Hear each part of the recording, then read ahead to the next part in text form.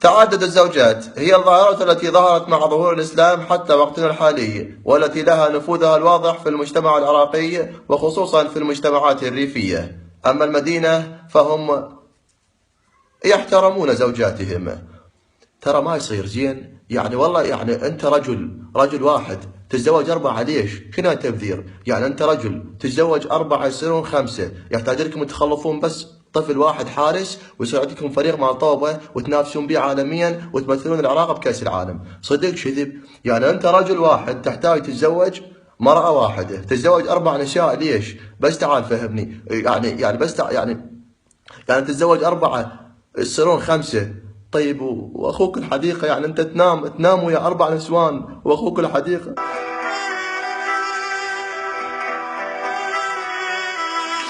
اخوك الحديقه نايم وحده ويكشكش ذبان على السطح وانت نايم ويا 4.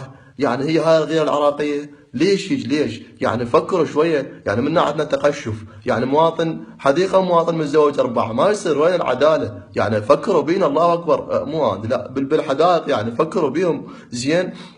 خلينا نفرض انت تزوجت 4 وصارت القسمة. طيب ذولا شلون؟ يعني 4 اذا كل واحدة خلفت 10 جهال راح يصير تعدادكم 42 العائلة مالتك، يعني البطاقة التموينية مالتك بطول ابراهيموفيتش، متر ونص طولها مدري مترتين يصير هاي البطاقة التموينية. طيب ذولا شو توكلهم؟ شو تشربهم؟ طيب وين تسكن؟ خلينا نقول راحوا للمدرسة، وين تدرسهم؟ زين رايد لهم مدرسة وحدهم، يعني المدرسة كلها تصير بس مالتك انت وجهالك، بس تجيب لهم كادر تدريسي، تروح يصير مجلس اباء ومعلمين تروح تحضر بس انت، لان هم كلهم جهالك، صف الاول جهالك، صف الثاني جهالك، صف الثالث جهالك، الدفعة من يتخرجون بالكلية كلهم جهالك. شو يعينهم ذولا بعدين؟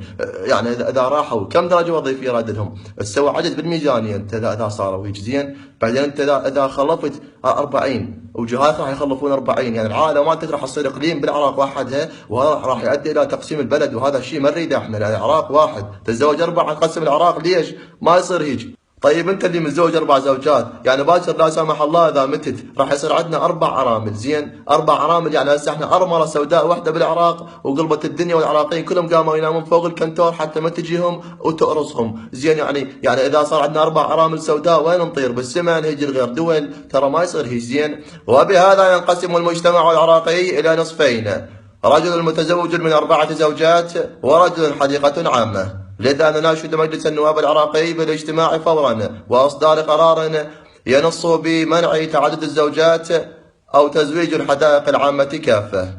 وتحت شعار عبود خطبولة مرة من غير حمرة محمرة نصل إلى ختام حلقتنا لهذا اليوم. كان معكم من بغداد مختار طالب لقناة لا وجود لها أصلا.